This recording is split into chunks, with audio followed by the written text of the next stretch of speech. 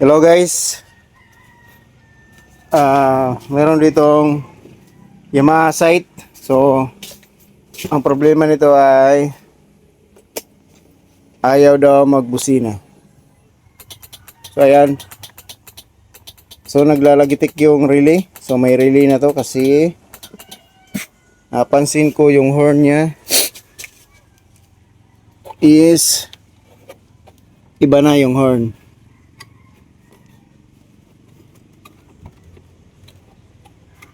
Iba na yung horn niya. Yung loud horn na to. So yun yung i-check ko guys. So sa video na to, papakita ko sa inyo kung paano ko gagawin yung troubleshooting kung bakit hindi gumagana yung horn. So ayan. Goods naman yung switch niya. So yung kakalasin ko is kung nasaan yung relay. So nandito banda yung relay. Tapos nandito yung horn nakalagay. So ayan, kakalasin ko dito guys. Check ko yung horn. Ayan, nakalas ko na. So dito may tatlong relay. So alamin ko kung nasaan yung relay ng horn.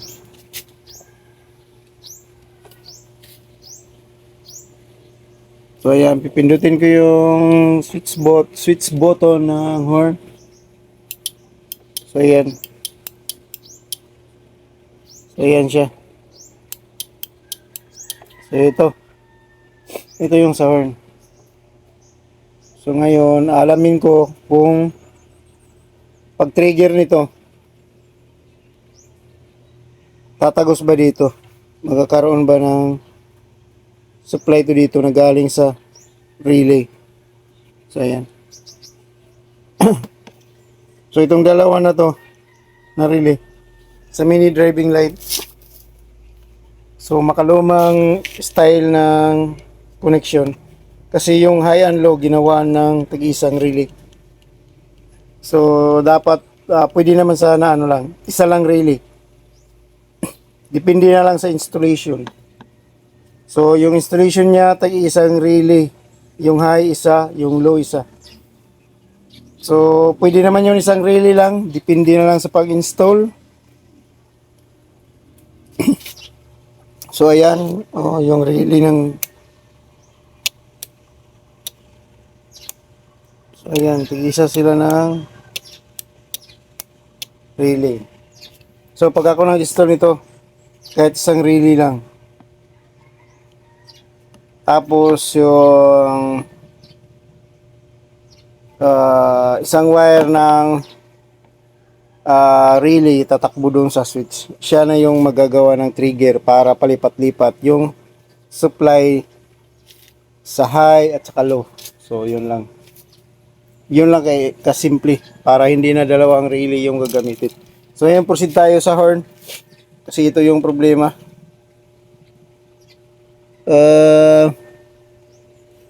Ulitin ko. I-test ko to dito kung may pumasok ba na supply sa tuwing titrigger yung relay. Guys, parang naka dual contact ang horn nito kasi ito pa yung stock nya. Nakakabit yung wire. So ayan. Titest ko lang kung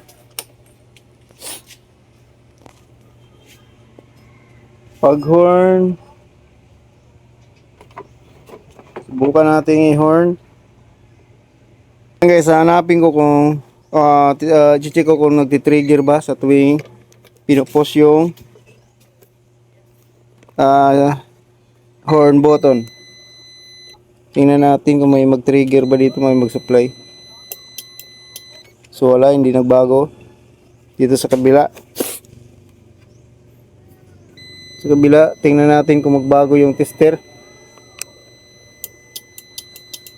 So ayan, wala. So walang supply na pumasok dito sa kabila, yung stock na horn.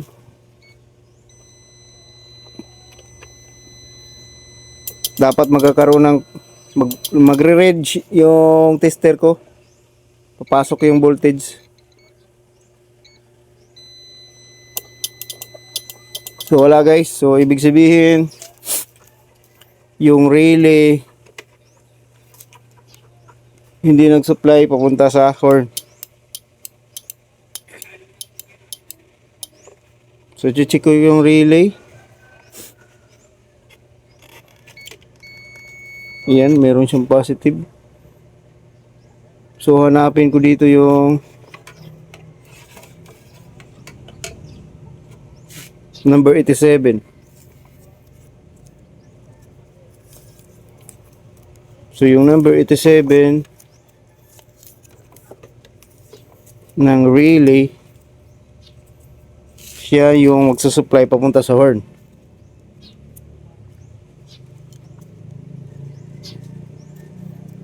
Yun yung kadalasan na sit up.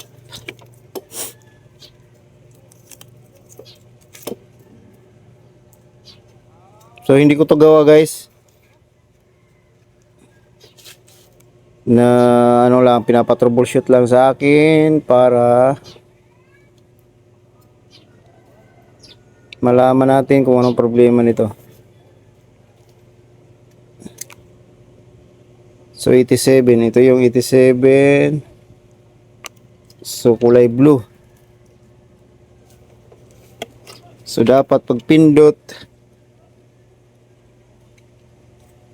papasok dito yung, kasi ito yung positive. So dapat tatagos yan dito pag pinindot yung horn button. So ayan. So guys, confirm.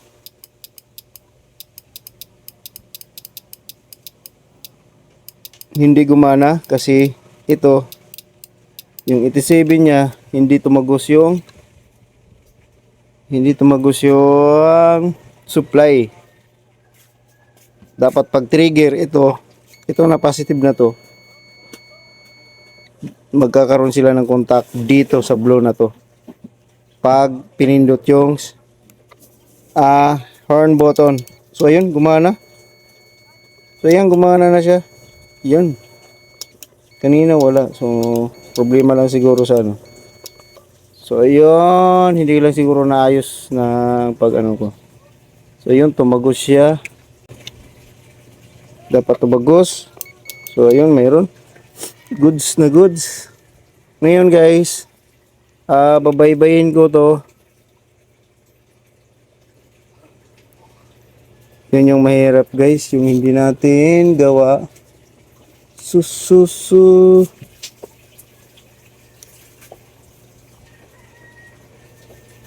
Tumakbo. Naku, nabalatan pa yung wire oh. Yay. Yay. So guys, ayusin ko lang kasi oh, nabalatan. Hindi maayos yung pagkagawa.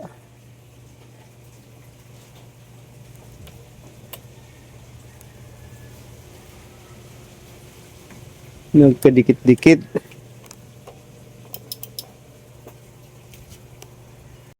Ayan guys, kung titingnan yung wirings niya, napakakalat. Tapos hindi organized. Yung mga tape natanggal. Tapos may tatlong wire dyan, oh, wala nang electrical tape. So ayusin ko to. Tapos ito na naman, walang electrical tape. So hindi maayos. Hindi organized. So ayusin ko na lang para malaman ko kung bakit ayaw tumunog yung horn. So goods pa naman yung relay. May contact. Tapos may output.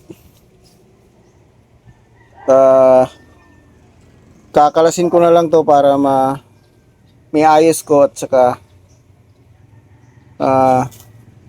mabaybay ko kung nasaan yung wire talaga. Kung saan nagka-problema. Guys, naka dual contact talaga yung horn niya. So ito yung galing sa relay. Tapos tumakbo ng switch. Ayan, tumakbo ng switch. Tapos ito tumakbo ng dito sa PIA horn niya. Tas ito yung isa, tumakbo dito sa stock na horn. So ito, papunta to ng switch. So yung switch niya, duda ko ito yun. So ito. So subukan ko patunugin. Itong wire na to, na papunta ng PIA, ikakabit ko dito sa blue na to. So itong blue na to nagaling ng relay.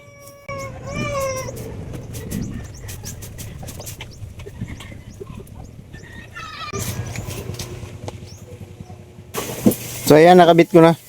Subukan natin yon, tapos si horn. So ayan. Iyan. So ganun lang. So yung iba dito ng mga wires, aayusin ko na lang. I-rewire ko na lang.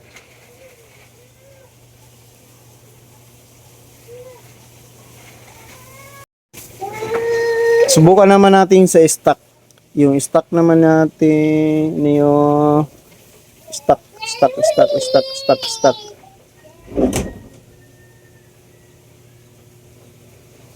Subukan natin sa stock.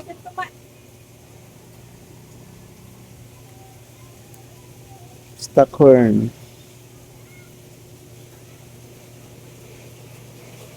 Ito yung brown.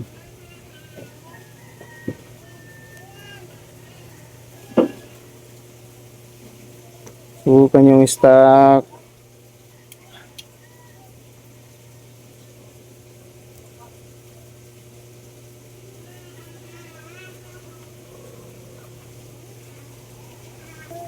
So yan, nakabit na yung stock.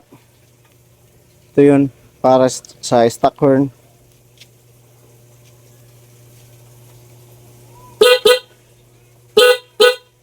Uy. Dalawa yung tumutunog.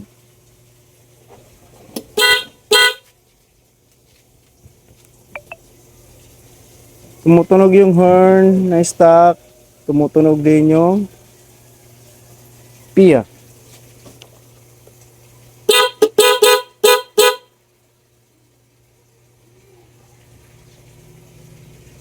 Bakit ganon?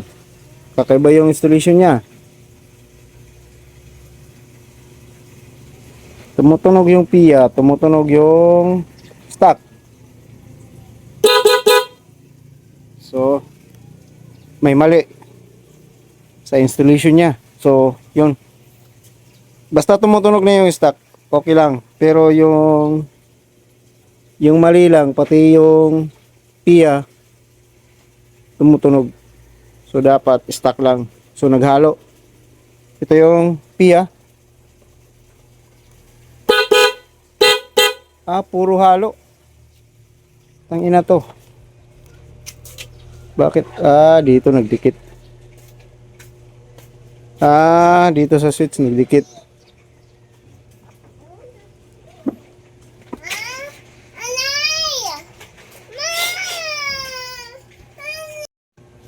So ayan guys, dahil hindi nga gumana doon sa ano.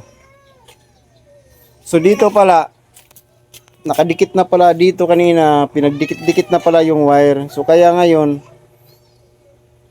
sumasabay yung, kaya ngayon na okay na siya tumunog, sumasabay din yung stock. So kasi pinagdikit na doon yung mga wires dito. So ngayon, nakaganyan na siya. Pinutol ko, wala na. So ang gagawin ko ngayon dito, kasi wala namang hollow switch na available. Wala, mahirap dito yung hollow switch. So ang gagawin ko dito, iisahin ko na lang. Tutunog yung stock, tutunog yung PIA. So gano'n na lang. Importante gumana to. Magkaroon ng busina. So ayan, decision ng may-ari, back to stock. So yung papaganahin ko ito na lang. So wala na tong silbi yung relay, panigurado. Kasi minsan dito nagkakaproblema sa relay.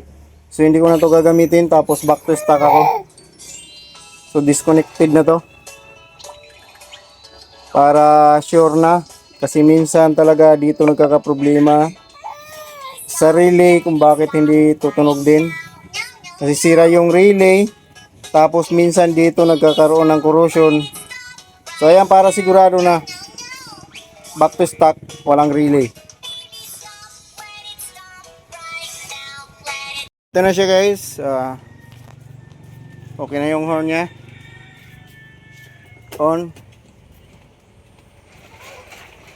Horn. So ayan, goods na.